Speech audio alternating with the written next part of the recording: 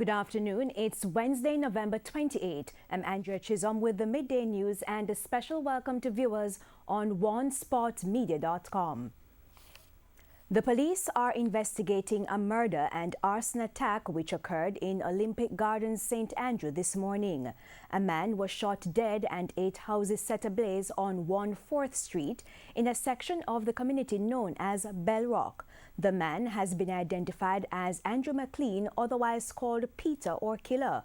The commanding officer for St. Andrew South says 20 people, including 8 children, have been left homeless.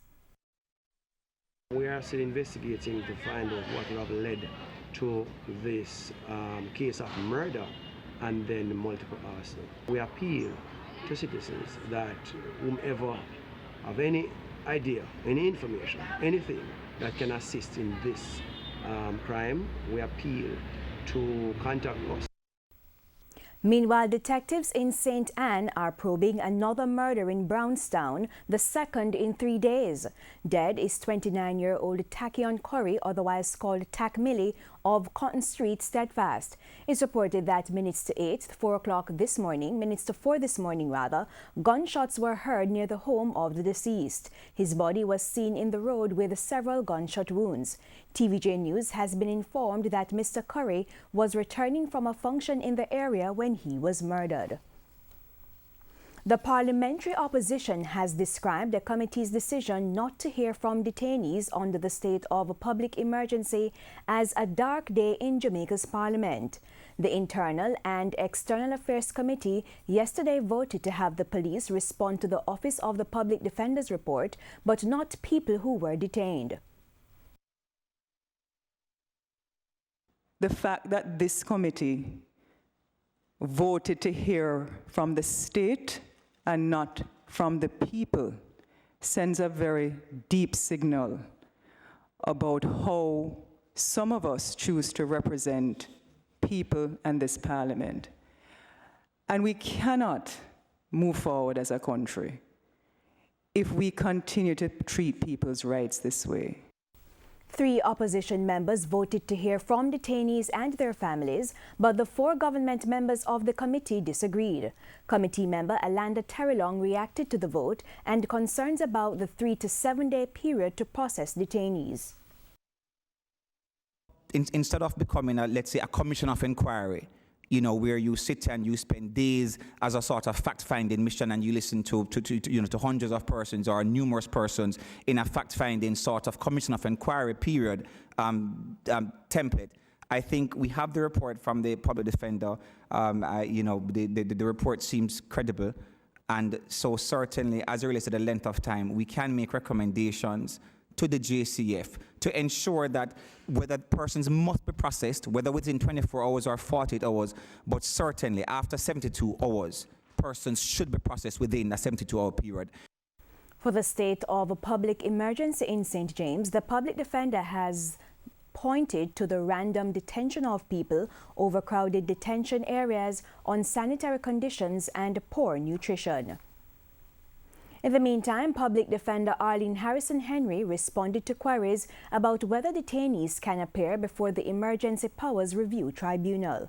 Only, therefore, in instances where detention orders have been signed by the minister.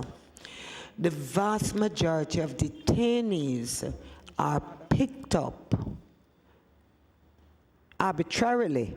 Those persons do not, as a matter of right, have any entitlement to go before the Emergency Powers Review Tribunal. She said those persons have to be processed through established channels or appear before a parish judge. The Sugar Association of the Caribbean is reporting that for the 2017-2018 crop, its members met 80% of the brown sugar needs of CARICOM. This was revealed at its board meeting in Guyana earlier this month.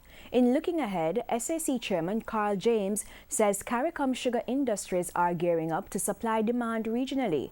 The SAC membership comprises the Barbados Agricultural Management Company, the Belize Sugar Industries Limited, the Guyana Sugar Corporation, and the Sugar Manufacturing Corporation of Jamaica. Local Government Minister Desmond McKenzie is calling for a review of the fee structure of all municipal corporations for persons to get building permits. Mr. McKenzie says 9 out of 10 times the fees that are charged by the corporations are outdated. As a result, he noted that the lack of funding continues to plague corporations. When you look at the fees associated to building, the KCAC is ranked at the bottom of the ladder in terms of the fee structure. When you look at a parish like Manchester, and look at some of what is associated in their fee structure. When you look at a parish, a municipality like Portmore, you have some municipalities who are at a severe disadvantage. Mr. McKenzie was speaking at a meeting at his offices in Kingston on Tuesday. He also pointed to the need for greater work in some municipal corporations, some of which are underdeveloped. If you take St. Thomas, that parish does not possess the kind of infrastructure investment that is going to allow the fees charged in relation to building to help that municipality. Taxi associations are in wait-and-see mode in relation to whether a proposal submitted to Transport Minister Robert Montague yesterday will be included in the road traffic bill. The proposal relates to the provision which would result in the owner of a motor vehicle being held liable for a ticket obtained by the driver of the vehicle. This would only apply when the vehicle is captured on an electronic surveillance system being used to commit a traffic offense. Mr. Barton outlined details of the proposal to the Transport Minister.